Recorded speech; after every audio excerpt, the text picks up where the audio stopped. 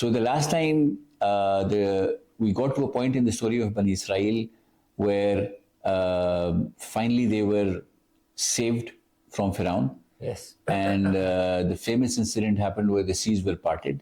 Ji. And Bani Israel was able to cross. And when Firaun and his armies got in right in the middle, the waters came and Firaun was drowned. Okay. So after that, what happens is after the salvation, the next major incident that happens is that Allah invites Musa alayhi salam for a period of 40 nights. What happens is, in the background, there is an entire story which is mentioned in detail in other places in the Quran, where there's a person called Samiri, and he sort of comes up with a certain. He picks up a dust from the horse of where one of the angels has passed. Picked that dust up and he did something with it and made the statue of a calf. Okay. And there was certain noise that came out of it, and then he told the people that this is God, and or this is like the likeness of God and we should worship that. So the people unfortunately started worshipping the calf. Okay. Now the reason this is a very big incident is we need to bear in mind that this Bani Israel, who was undergoing severe torture from the Firaun, and they have been saved from that severe torture in a manner which is one of the biggest miracles in the history of mankind, where the seas were parted. Yes. And they crossed through the seas and there were ways, and once they got to the other side, Firaun was in the middle and the sea joined and Firaun was drowned. So after having been saved from Allah, in such a massive way, they betrayed the trust and loyalty that was expected from them by God. Exactly, but I think betrayal is the right word. Betrayal is the perfect word, because this is like after seeing all of that, they started worshipping the calf. Yes. Which was obviously wrong. Yeah. Because Musa alayhi salam had said nothing like that. And actually, the entire message of all the messengers, and of course Musa alayhi salam as well, was just to worship, one God alone. Yes. And not to worship the idols and the statues. Yeah. So once they did that, now this was a very big thing. This was a major thing. Yeah. And so when Musa alayhi salam came back, he was, and he found this out, he was furious. And he was also furious on his brother Harun, whom he had left, and he said, how could you let the people go in such a wrong direction? Yeah. And then, of course, Harun alayhi salam, he said, I tried, I told them, that they didn't listen to me. So those details are mentioned in other verses. Yeah. Allah forgave them in the sense that the entire Bani Israel wasn't destroyed. Yeah. But what Allah said is that, the people who were at the forefront of doing this wrong worship of the calf, they were to be killed. And Allah said, I will forgive them. But what is required from you is that, get all those people together. Yeah. And the other people should, even if they're relatives, they should go ahead and kill the people who had been worshipping the calf. Yes. Yes. So that way, Allah said, the people who will be killed and the people who will kill them, I will forgive them, because this is now a punishment which is happening, which is from Allah. Yes. And it is happening in this life. So that was the first sort of incident where they went terribly wrong. Yes, but there is something else that's very interesting here. Yeah. I was just watching someone and they were discussing the same thing about each prophet having a miracle that was relevant for that time. Okay. For example, Prophet Musa that you were just discussing. Yeah. He threw the staff into the sea, and even before that, he made a snake out of the staff. Yeah. So in those days, magic was very popular. Yeah. And then when Islam came, poetry was very popular. Yes. But the interesting thing about Islam is that it's the last religion. So no one comes after Prophet Muhammad. Yeah. And now the world has completely changed. Poetry is not, even though there is still art and poetry and music and cinema, but it has somewhat changed. It's not completely all based on poetry. So I think if we try to take this into consideration, that the most popular form of media nowadays is movies and Instagram and YouTube and so on,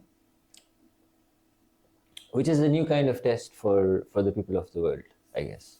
Well, absolutely, absolutely. That's a fair point, and the the fact that Allah showed very basic, fundamental kind of miracles to the nations before us, is a very. I think it completes the picture. So if at a simplistic level, if you are shown physical things which are almost impossible in terms of parting the seas and things like that, and Yes. and what the Musa alayhi salam did in terms of the snake and the fact that his hands were transmitted to light. So I think it sort of from a humanistic perspective it completes the picture, because Yeah. all the fundamental things that could be shown were shown Yes. to the early nations, Absolutely. Yes. which is there in all the books, and everybody sort of all the Abrahamic faiths, they believe in those miracles. Yes. And then gradually, as you said, as we moved on to the let's say the modern day, where we've got a lot of technology and evolution in that sense. Yes. This is where sort of the logic and kicks in to a large extent. Yes. And so the Quran, being the perfect book from Allah, Yes. tells us about the earlier miracles, Yes. and then is a miracle in itself. Definitely. Yes. And the and in my opinion, one of the biggest miracles that I think that is not really talked about a lot is the one which is mentioned in the Quran, where Allah says in Surah Mulk, Yes. just look around you in the world and in the universe, Yes. and look at everything and trying to find the slightest imperfection in the creation Yeah. of God, of Allah Ta'ala. Yes. Now, I think, as when I've started understanding this verse, this is big. So Allah is talking about millions of signs, Yes. millions and billions of signs, right? So from all the insects and the fish and all the creations in the universe, and all the environment and the world and the minerals, and then as you go out into outer space, so all of those things that we see around us, Yes. the way that they've been created in perfect harmony. Yes. The fact that we're sitting here and we think, we're sitting in a very, completely static place. Yeah. But we know that, it's the world is moving, the galaxies are moving, and, Yes. everything is in motion. What happens is Prophet Musa alayhi salam chooses around 70 people, who are sort of the slightly, let's say, probably the better people amongst Bani Israel. And because Musa alayhi salam has in his specifically in his case, Yes. as a prophet, Allah, the way he treated him was, he used to go on Mount Tur, and this is where he got the Torah, the Old Testament, and the Ten Commandments. So in that sort of framework, Musa alayhi salam decided to, take a certain number of people with him in his next, in the next time that he would visit the Mount Tur. So he took those 70 people with him, and of course, then Allah would talk to Musa alayhi salam, in a certain way, and so Musa came back and said, this is what Allah has said, and so these people, interestingly, they said, we are not going to believe what you're saying until we see Allah with our own eyes. Now, this again is a big. I mean, No, that's ridiculous, because yeah, absolutely. this is ridiculous for a reason, because only the creator can reveal to you or tell you about who he is. You cannot demand or expect to you cannot even learn about the creator unless the creator tells you about himself. It's not possible. Yeah, absolutely. And the reason it is ridiculous is that, so you've seen, we're talking about Bani Israel, we're going back to that time. So they've just seen, as we discussed, such big miracles Yes. from their own eyes, Yes. right?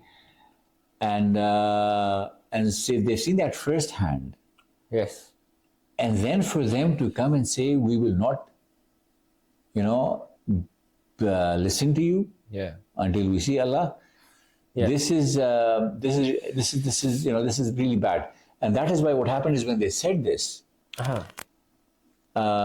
Allah sent a huge kind of a thunderbolt, Yes. let's say a kind of a lightning, which was so strong and so deafening and so powerful Yes. that all of those people who were with Musa alayhi salam, they died. Yes. Okay, so this is one of those rare incidents where people died and they were brought back to life subsequently. So when this happened is now Musa alayhi salam was shocked because Musa obviously he also sort of lost consciousness when he resumed consciousness and he saw that the people around him were dead. He got really worried, and he said, I brought the best of my nation here, and yes, they were foolish. Yeah. In terms of demanding that, until we see Yeah. God, we will not believe it. Yeah. But, based on the foolishness of some people, Yeah. they've now all been killed. So how do I go back to my people?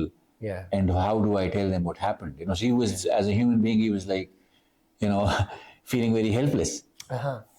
And so what Allah did, Yes. in His infinite wisdom, is He brought them back to life. Yeah. So by bringing them back to life, this was another miracle. Yes. And there are in certain, in some narrations, the way they were brought back to life is, it was one person and then he saw another person coming to life. So they all saw each other, coming back from dead to being alive again. Yes. And so this was another huge sign for them. Yeah. And it was also a sign because it was if you know that you've died and you were brought back to life, Yes.